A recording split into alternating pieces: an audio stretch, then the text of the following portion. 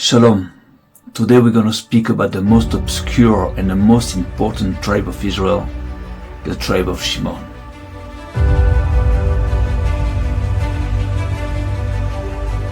Now what I'm about to tell you about Shimon might be hard to accept at first, hard to digest, but then you'll see how true it is as it sheds light on many dark spots in the Torah. Shimon is not the son of Yaakov, he is the son of Esau. Shimon is the father of Osnat, the mother of Ephraim and Manasseh. Shimon is at the heart of the royal tribe of Yehuda.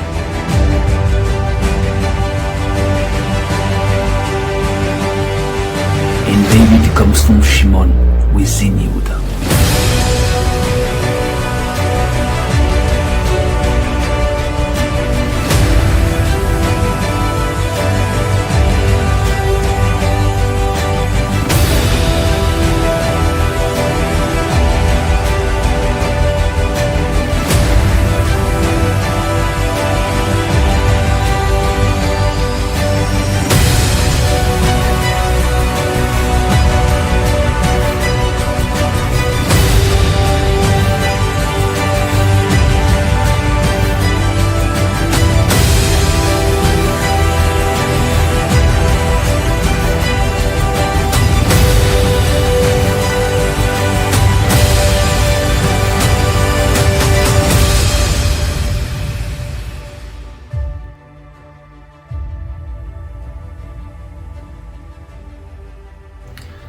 Now what's shocking about the tribe of Shimon is that when Yaakov and later on Moses do bless the tribes of Israel, they do not bless the tribe of Shimon. Now it does not mean that the tribe of Shimon was not blessed somehow in a more secret way. And what brings us to believe so is that when Moses does bless the tribes of Israel, the very first word that starts the blessing of Judah and the very last word that ends the blessing of Levi that follows form the name of Shimon. Somehow it brings us to understand that maybe was the blessing of Shimon secretly embedded within the blessings of Judah and Levi, which by the way are the only two tribes that are called brothers of Shimon in the Tanakh. So that makes the tribe of Shimon even more mysterious.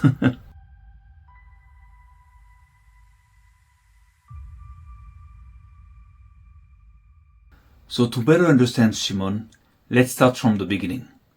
The day he was born.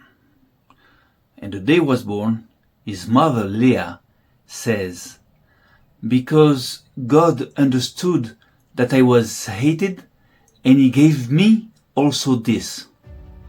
Whoa. So here we have four things to underline. First of all, that Shimon came from hatred.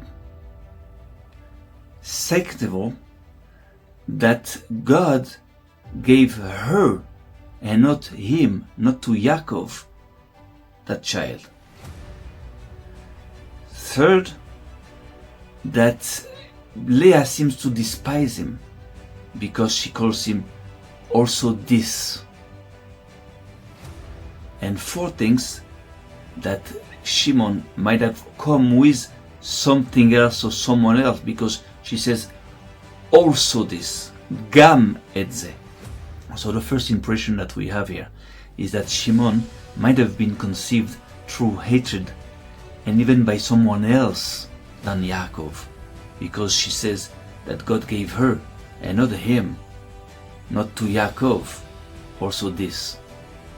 And somehow we also understand that she didn't want him and that that child was somehow forced upon her.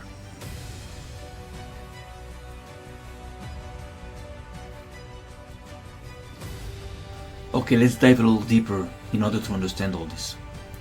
Now you know in the Tanakh, words might have different meanings and sometimes very secret meanings that can be revealed through their anagrams. Now, one of the most important words pronounced by Leah at that point is the word Senua, because God understood that I was hated. Senua is hated. Now, this very important word has in fact a very, very deep and secret anagram, which is the word Anusa, which phonetically sounds like raped. Now the problem is that in Hebrew, the word Anusa writes with a samech and not a sin. So in that case, Anusa cannot really be the anagram of Senua. However, the Torah, the Tanakh, somehow does validate it. And this is how. In the book of Nehemiah, there is a woman mentioned as being the mother of a certain Yehuda. And that woman is also called Hasenua, which means the hated one.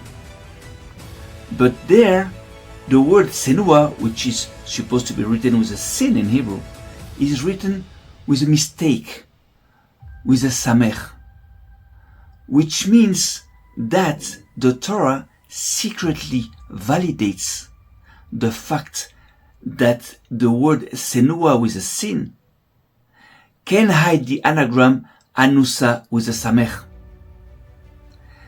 And this is the greatness of the Torah. This is a very, very subtle ways to help the investigator to understand things within things.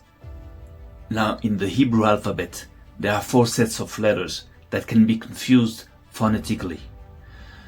You have the Tav and the Tet, the Vav and the Vet. You have the Sin and the Samech, and you have the Kuf and the Kaf. So you're going to see that in the Torah, it is used, those sets of letters that can be confused in between them are being often used in order to explain things in between the lines. Now, if it's true that Leah was raped, we still have to understand by who, when, how, and most importantly, if that makes a bastard out of Shimon. So now to unfold all this, let's analyze the very name of Shimon. And besides the obvious fact that the name of Shimon seems to be made out of the contraction of the name Shema Avon, which is understanding the sin, the very anagram of Shimon is Min Esav, meaning that comes from Esav.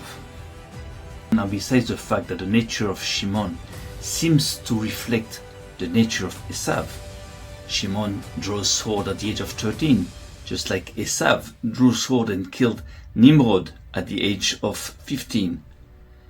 The fact that Esav is not blessed either, because the announcement of Yitzhak to Esav is not a blessing, it's not mentioned as a blessing like it is for Yaakov.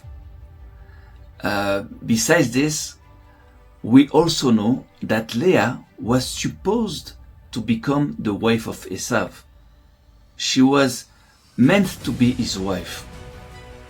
And that this is why she had empty eyes, because she was crying and she didn't want to become his wife. So that's another important point. Now the most important point is to be found in the story of Dinah that was raped by Shem.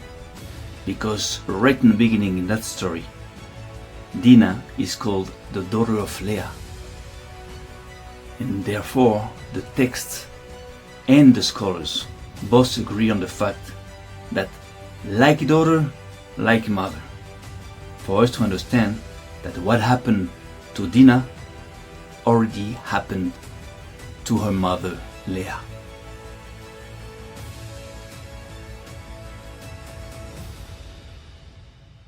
Now if it is true, that means that Leah might have been raped by Esav in the field. Now check this out. The scholars also say about Dinah that Yaakov should have given her to Esav his brother as a wife instead of hiding her. And it is a matter of fact and of divine justice that Dinah will become Shimon's wife. Now, according to the laws of the Torah, Leah is not guilty of any crime or any complicity of crime, because she was raped in the field, and by being raped in the field she could have shouted and not be heard, unlike the woman being raped in a city that could have shouted and then been heard. So here she is not guilty of anything. Not only that, but she remains a virtuous woman, a very strong and holy person, for taking upon her all that pain in order to fulfill Israel's destiny. And this is very nicely confirmed by the very word Gam. Gam that Leah uses to describe Shimon when he is born, by calling him Gam et Ze, also this. Well, when Esav meets with Yaakov, and you see all the servants bow down to Esav, well, when it's Leah's turn, you see that it's written that she also bowed down. Gam Leah, also Leah was bowing down. Just to say that even her, after what Esav did to her, she bowed down. You understand?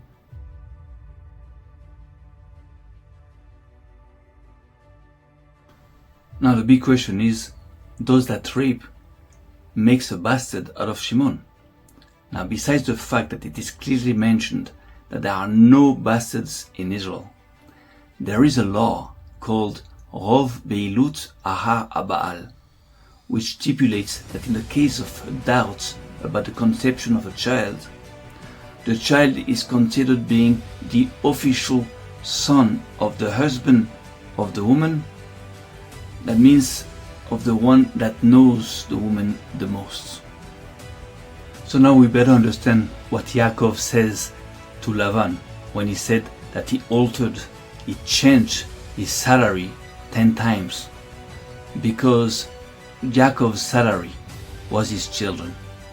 He worked for Lavan for his wives, and therefore for his children.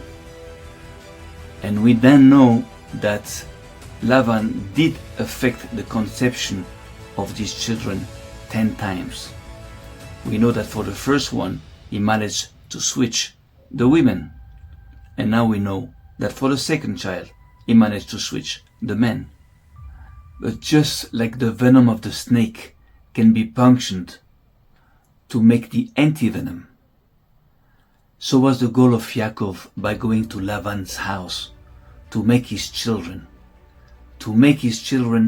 with all the potential of becoming a nation that will become the very antidote to evil for the entire world.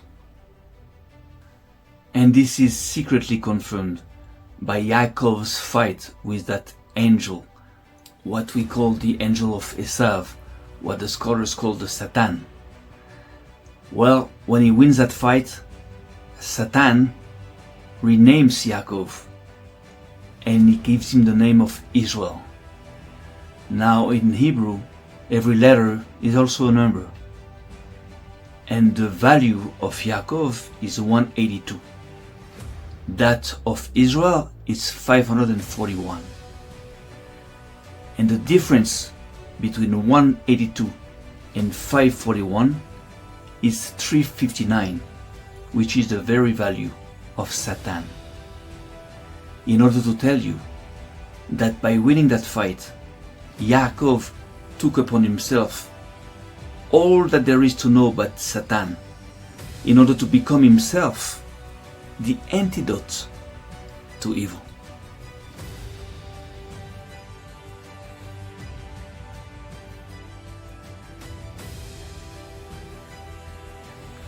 Now, another fact that confirms a little more that Esav is indeed the genitor of Shimon is that later on in the Torah we see that 500 men from the sons of Shimon go to the mount of Esav in order to ask an inheritance from Esav. So now you understand that something here is wrong. How can you ask an inheritance from Esav if you don't yourself claim yourself from coming from Esav?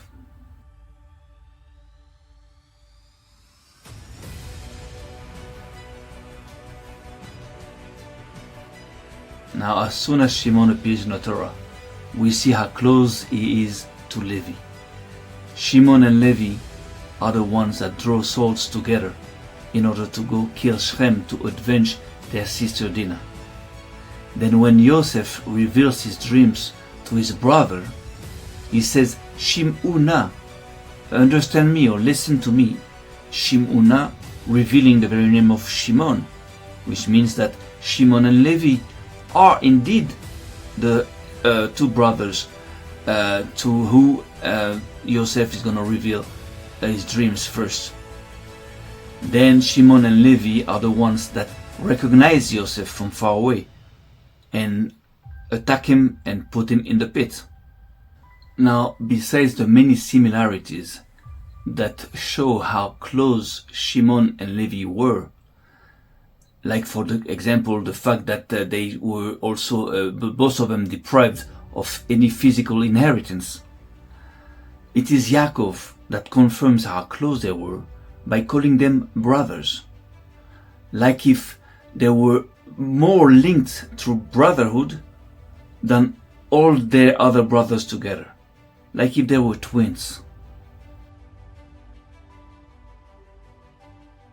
Now, when we take a better look at the very words that introduce the birth of Shimon and the birth of Levi, the words Vata'ar od, Vateled ben Vatomar, we see that these very words are in fact written with the exact same accentuation, which is extremely rare and which is an indication that it is the same sentence being repeated twice in order to let you know that this happened in the same time, and that in this case Shimon and Levi were indeed born together as twins, or more specifically fake twins, because one coming from Yaakov and the other one coming from Esav. Now it is interesting to notice that Levi comes from the word lelavot in Hebrew, which means to accompany, to escort. Like if Levi was meant to accompany Shimon, to escort Shimon. Now, the notion of two twin brothers having different fathers is a very fundamental knowledge, very important knowledge to know, and that repeats itself in the Torah, starting by Cain and Abel. We had that in our previous video, you can check it out.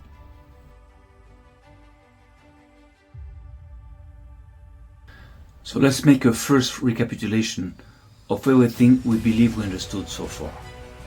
Shimon was born from the rape of Leah by Esav and was born with Levi, which is the son of Yaakov. Leah is not only innocent of what happened, but is also taking credit for taking upon her all this. And Shimon is therefore very important and very special, not to be rejected, but to be fully included into Israel. Now, if you know that Esav's offspring is made out of bastards, that Esav engineers bastards, you also know now that Shimon is the only son that he made, that he engineered, that is not a bastard, which makes him very important for both Esav and Yaakov.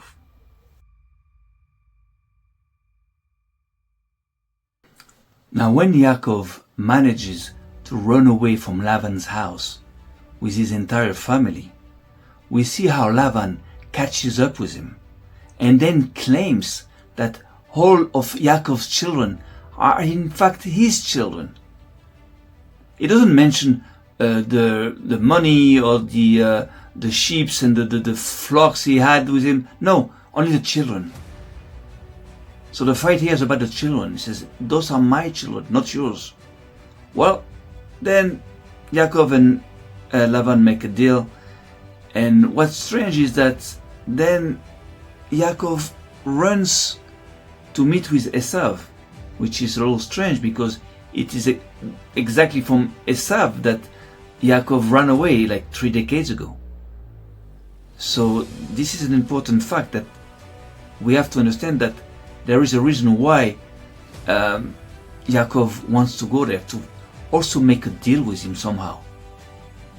Now think, if the children were at the heart of the dispute between Lavan and Yaakov, maybe does Yaakov run towards Esav in order to make a deal also about children, or more specifically about one child, about Shimon. And indeed, when we analyze this meeting, we realize and we see that Shimon is at the very center of that meeting. And this is also very nicely exposed by the very position of Shimon in the middle of all the other children. Because at first you have the 4 children of the servants, then you have Reuven, then you have Shimon, so 5 children before Shimon, and then after Shimon you have Levi, Yehuda, and then you have Issachar and Zvulun, and then Yosef, which is another 5. So 5 children in front of Shimon, 5 children behind Shimon, and Shimon in the middle. So now let's dive a little deeper into that meeting in order to see if Shimon was indeed at the very center of it. So now, as we just said, we see how Yaakov is anxious to meet with his brother Esav and to tell him how much flocks he made while living with Lavan until now, and he sends messengers to Esav, and when these messengers come back and announce to Yaakov that Esav himself is coming with 400 men, then Yaakov decides to send samples of these flocks to his brother Esav. Now we know that Yaakov did collect the flocks from Lavan that had brown and white marks. Now, by knowing that brown secretly refers in the Torah to Esav, which was brownish, was born Admoni, reddish, brownish, and to Lavan, which means white in Hebrew, we understand that by sending all these animals ahead to Esav, Yaakov does in fact refer to his own children, each one has that had been conceived with the influence and with the interference of both Lavan and Esav. Now the message of Yaakov to Esav can be interpreted like this: look at the children created out of the both of you. Now these children that I managed to extract from evil, I'll make out of them a great people in order to fight evil, but also for you.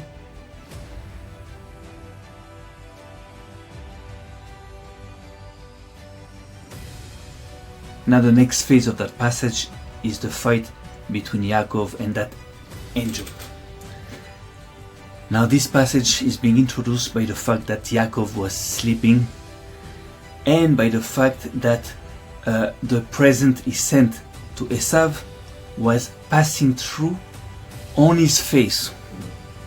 So that weird expression is only used once more in the Torah later on about God passing through on Moses' face, which brings us to understand that maybe this entire scene was maybe a vision or a dream. Now in that passage, Yaakov gets up, takes his 2 concubines and his 2 wives and his 11 children, and makes them cross the river of Yabok, which is at the frontier of the sons of Ammon. Now it is specifically written 11 children, not 11 sons, because at that point Yaakov has 12 children, 11 sons and Dinah. And this is why Rashi very wisely points to that important fact that Dinah in fact was hidden into some kind of suitcase or something, and just in order for you to understand that Dinah was included into these 11 children, meaning that when it brings all these 11 children from one point to another, there's one child that it doesn't bring with him. And more than that, by the fact that it is written in the following verse that it made him cross the river and made cross everything that was his, we know that the son that it did omit on the other side was not his. And since we know that at that point Shimon is the only son that is not from Yaakov, we deduct that that son that stays on the other side is no one else than Shimon, and that when he goes back, it is with Shimon, or the angel of Shimon, or the protector of Shimon, that Yaakov is going to be fighting. Now we have to understand that that fight is indeed about including that son into his family. He's going to fight to include Shimon within Israel. This is why when that angel hits Yaakov, it does hit him at the precise place in the body where the children come out. And Kaf Yerer Yaakov also has the very value 512 of Shimon and Levi, meaning that the blow that Yaakov is going to receive is going to be about his offspring. Now what's very important is that by winning that fight, then that angel is going to bless Yaakov by renaming Yaakov Israel. That means that somehow when Shimon is going to be accepted into Yaakov's family, only then Yaakov is going to become Israel, which is very, very clearly confirmed by the fact that after Esav's meeting, when Yaakov arrives to Shechem, it is says that he arrives to Shechem Shalem, complete as a whole, meaning that Shimon is the person, is the son that's gonna transform Yaakov into Israel. There is no Israel without Shimon.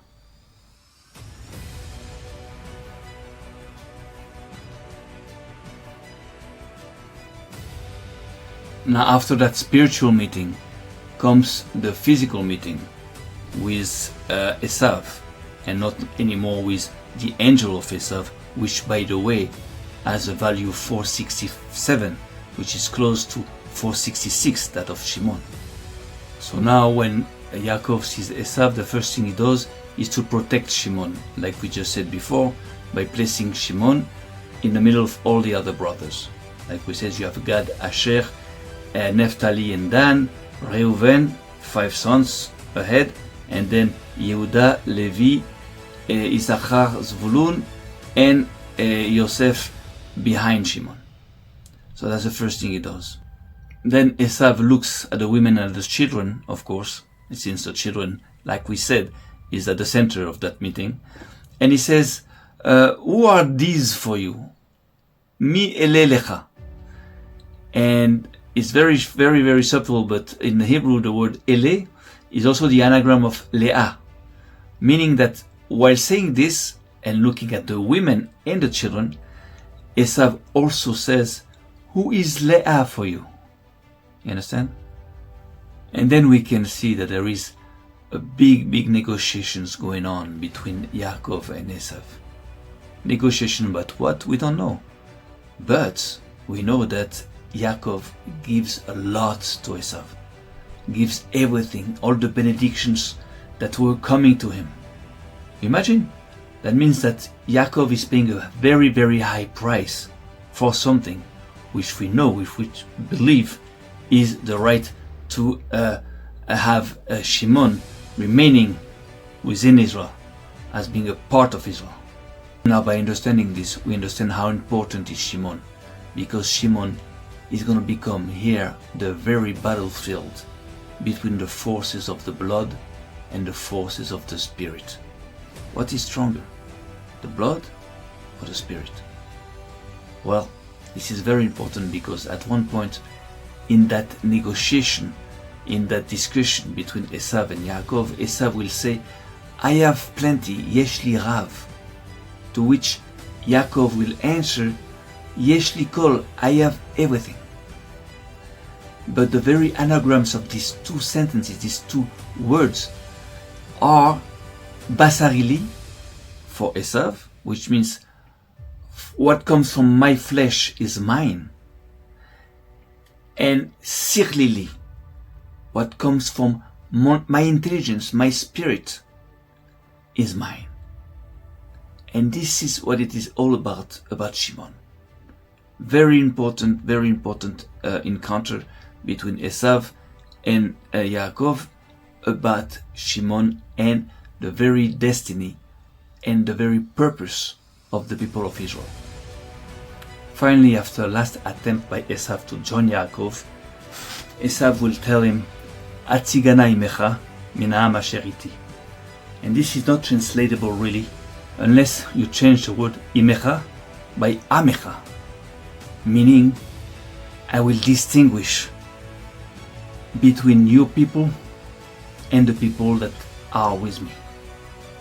So this is the last words, those are the last words of Esav to Yaakov, to which Yaakov will answer by a smile, saying, "Oh, why should my Lord give me such a favor?" So this is the end of the meeting with Esav.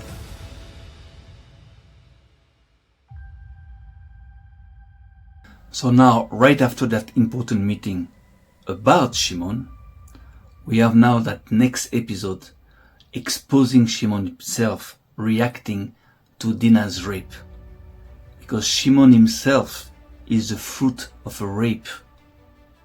And by going out and avenging his sister Dinah, and by punishing harshly the author of that rape, we understand how Shimon's destiny will be after that to destroy Esav at the end of times, as Rashi mentions a few verses before, because the book of Obadiah is talking about the tribe of Shimon and the saviors of Israel. Now what's important to understand is that after the punitive action of Shimon and Levi in Shrem, Shimon will end up marrying Dinah, his half-sister, while his brothers will take the women of Shrem as wives, except for Judah, that will go down to Adullam and will take the daughter of Shua as wife. Now, it's funny because again, as we said before, Yaakov, who according to our scholars should have given Dinah to Esav as a wife, well, now is giving Dinah to Shimon as a wife. Now we see out of this complex union, Dinah, who cohabitated with both Shrem by rape and then Shimon by marriage, gave birth to two children, one named Osnat and the other one named Shaul. And since Shaul is called son of the Canaanite woman, and therefore is called the son of Dinah, which is the Canaanite, and therefore not the son of Shimon, we know that that son, Shaul, that belongs to the sons and the offspring of Shimon, does not in fact belong to Shimon, because he's not the son, the natural son of Shimon, but that of Shechem. And therefore, that specific person, Shaul ben Canaanite, will be identified later on as Zimri ben Salo, who will bring the entire tribe of Shimon to join with the so-called daughters of Midian and almost be decimated by the wrath of God. And therefore, if you understand this, that Shaul, son of the Canaanite woman, that appears in the offspring of Shimon, is not the natural son of Shimon, but that of Shechem. So you can deduct that Osnat is in fact the daughter of Shimon. Osnat, who will become the wife of Joseph and the mother of both Ephraim and Menashe. Just as Shimon was taken into Yaakov's family, Shimon himself is taking Shaul into his family, while Osnat will become also taken by Potiphar, which is the king of Egypt at the time.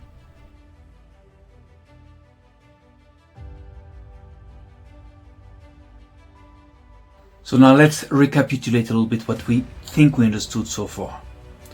We have Shimon, born out of the rape of Leah by Esav. Shimon will refuse Esav's ways and embrace Yaakov's ways. A man that will have Esav's nature, but Yaakov's spirit. A man for who Yaakov is willing to give everything he has. A man so important that he will become secretly the very pillar of Israel. And indeed, a man that will marry his half-sister Dinah, that will give birth to Osnat. Osnat that will be given as a wife to Joseph, and that will become the mother of Ephraim and Menashe. So we know how Shimon, the son of the hated one, is at the opposite side of Joseph, the son of the loved one. We also know how much hatred there is between the two of them. We know that Shimon is the one that said, "Here comes the dream master," before to be at the origin of its sale to Egypt.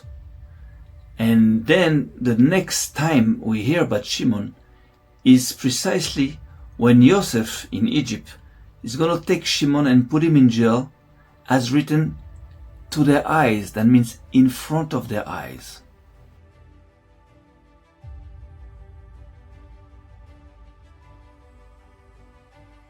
Now, most people know about the story of Joseph and his brothers in Egypt, but not too many people know about the details of that story, because not too many people know about the subtleties of the Hebrew language. Now, when it is written that Joseph put his brother Shimon in jail in front of his brothers, le'enehem, to their eyes, textually, it brings us to understand that after they left, then it took him out of jail. Now, before to try to understand the reasons why he would have done such a thing, just know that the man that takes Shimon out of jail, Joseph's deputy or Joseph's slave, whatever, tells his brothers, "Don't worry, your money came to me." And then he takes out Shimon out of jail, as if Shimon was in fact their money, their payment, or their treasure. Very important. Another reason Joseph would have had to pretend to jail Shimon in order to release him in secret after his brothers left can only be explained by something very, very important he had to tell him that his brothers could not suspect. Now, since we know that Joseph knew that Osnat was Dinah's daughter, and that he must have known that she was also Shimon's daughter, well, the most important thing we believe he could have wanted to tell him is to tell him that he's Joseph, to reveal himself. And not only this, but to reveal that his own daughter, Osnat, was now his own wife, and that she was also the daughter of his two sons, Ephraim and Menashe, and that therefore there was no more reason for hatred between them, because Joseph's offspring is also Shimon's offspring. So at that point, we believe Joseph did reveal himself. And this is in the case that Shimon did not recognize him, which would have been kind of surprising, because at the time Shimon did recognize him from far away before to put him into the pit and sell him to Egypt. But anyways, this is what we believe that Joseph could have told Shimon at that point. And if it is true, we can see that then Shimon knows how to keep a secret, because he also pretends with his brothers that he doesn't know that that new king of Egypt is in fact Joseph. He plays the game. So all this, you see, those are different angles and different details of the story that make it a little more spicy. So again, by the fact that Shimon does not reveal to his brother that he knows who the king of Egypt is, brings us also to believe that a secret deal, a secret alliance was made between Shimon and Joseph. Very, very strong alliance for the future times.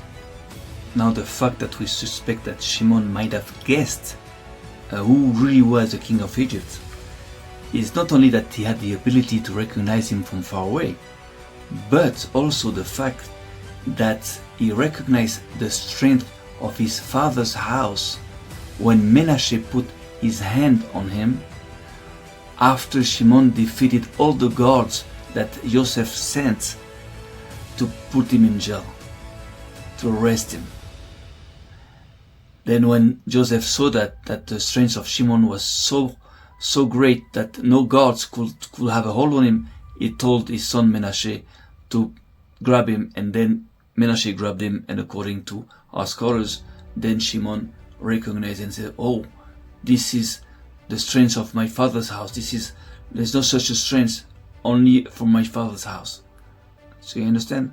So we know that maybe Joseph revealed himself to him before Shimon did actually recognize him, which he was about to.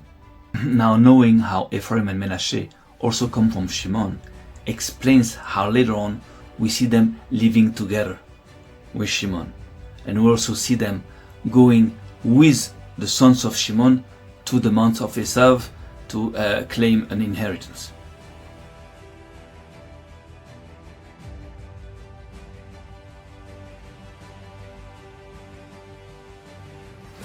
Now, the importance of Shimon can also be explained through the importance of Ephraim and Menashe. Because if most people believe that Reuven is the firstborn of Israel, actually later on in the Torah, God mentions Ephraim as being the firstborn of Israel.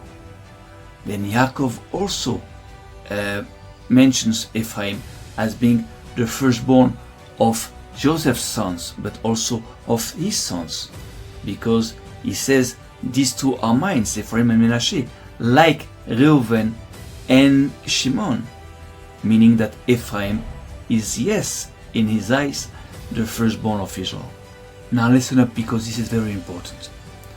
After Yaakov cohabitated with Leah, and after he accepted to work another 7 years for Rachel, which was given to him right away as a wife, it is written that Yaakov also went to Rachel. And in a more vulgar way, but more precise way, in Hebrew, lavoel also means to enter, meaning that here it is written that textually Yaakov also entered Rachel. And the Torah would have never mentioned that if it was not to tell you that at that point Rachel got pregnant. Now, if you read the text correctly, you see that after that this is mentioned, it is mentioned that God saw that Leah was hated, and then he decided to open her womb, and at that point Rachel got sterile. So here it is mentioned that after that Yaakov came to her, after that Rachel got pregnant, then she became sterile. Which brings us to deduct that at this point she had a miscarriage. And the fact that later on she asks Yaakov, give me sons, not give me one son, but give me sons, meaning at least two sons, we can understand that this miscarriage is about two children. That at that point she miscarried two children. Now, small subtleties. The word milea, it means that when it is written that Yaakov loved Rachel more than Leah, milea, this word can also be read melea, which means Rachel full. Melea meaning that is her body was full, her belly was full. But this is very, very small subtleties. Now when Rachel asks Yaakov to give her sons, or to give her back the sons that she lost, then Yaakov gets angry and says that he's not in the place of God that kept from her the fruits of her belly. And here we have to understand that the fruits of the belly actually mean the children in the womb. That means she had children. And that's why it is very subtly mentioned that Rachel thought that she didn't give birth to Yaakov or for Yaakov. It's not written that she did not conceive for him. She did conceive, but she never gave birth. Understand?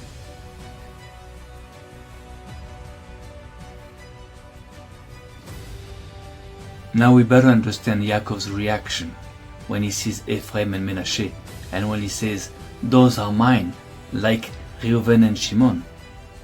Because maybe then we start to understand that these two sons of Joseph are but the sons that his mother Rachel lost long ago, and that resurfaced now within his offspring. This sounds a little weird or crazy, but those are the mechanisms of the souls that are very, very complex. We don't want to explain that now, but this is the surface of the story, behind the story. Now what's very nice to realize is that the very action of Yaakov coming to Rachel, Vayavo Gam Er Rachel, has the very value 331, which is that of Ephraim. So those are little clues, little indications to confirm all this.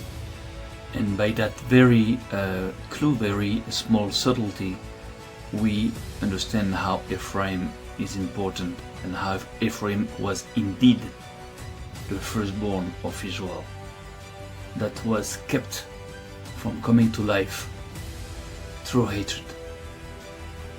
And it is by the very hatred that surrounds Shimon that these sons, Ephraim and Menashe, will come back. Now one small more detail. Just know that Shem was given to Joseph, and that Shem is the place where Joseph will be buried later on. Now we also know that Shem is the very city which appears on the flag of Shimon.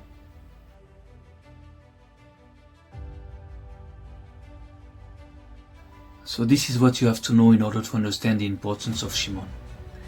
Besides Levi, Yehuda is the only one that is called the brother of Shimon.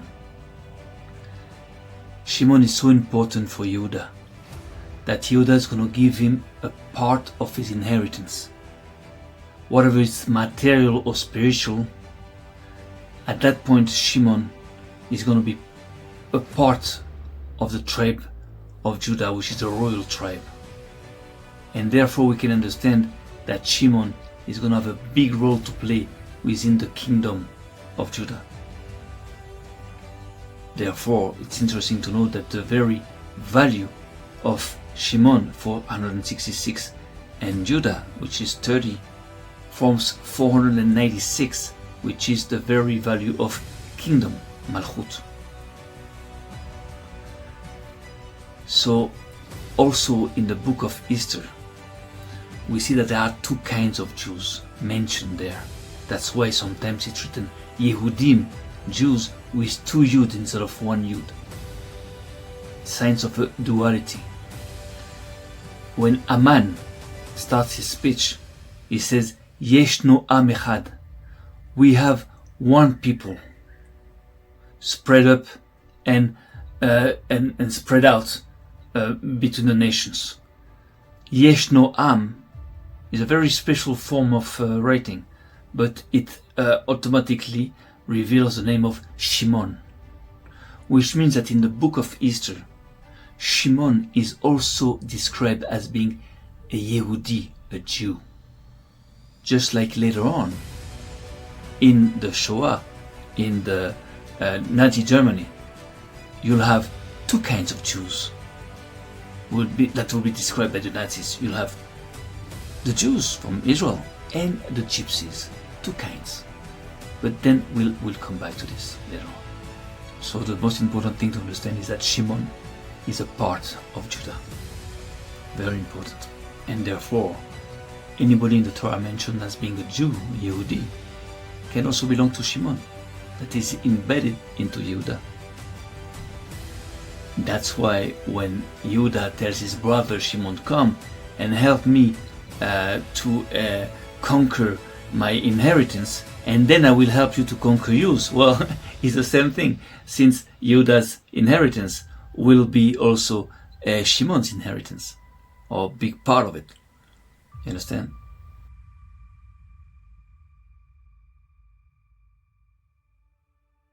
Now, as we mentioned earlier, when Joseph comes and reveals his dreams at first to his brothers, it's not mentioned to which brothers he reveals his dreams. It's not written to all his brothers, it's written to his brothers. And we know by the fact that the first words coming out of Joseph's mouth is Shim'una, revealing the name of Shimon, which means please hear me or understand me, Shim'una. We know that Joseph came to Shimon and then Levi, that was always with him, in order to reveal his dreams. Now, if you notice, there are other subtleties that might be disturbing at first. When David later on speaks to his brothers and to his people, what does he say? He says, Shim'uni, Ahai ve'ami. Understand me, but here again, the name of Shimon or Shim'oni comes out. You know, the Torah is not just like a newspaper. Every word is very, very carefully chosen. So if here we have David mentioning Shimon secretly when he addresses to his brothers and people, so does that mean that David might come from Shimon's tribe? When we know that David comes from Judah, but this doesn't go against this. You know, it's like saying that you're from New York, or are you from Brooklyn or from New York? The same thing. You understand? So this is very important. You know why? Because David is the only one in the Torah that was born just like Esav, physically reddish, admoni.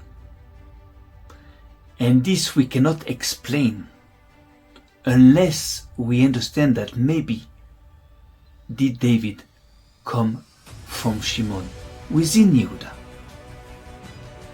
Actually, our scholars teach us a story about the birth of David, which was subject to some polemic at one point, because at one point they believed that David might have been a bastard, but then they figured out that it was not, and his mother did not commit any crime, or everything was okay, and it was not a bastard. So why did the scholars, the wise scholars, mention this?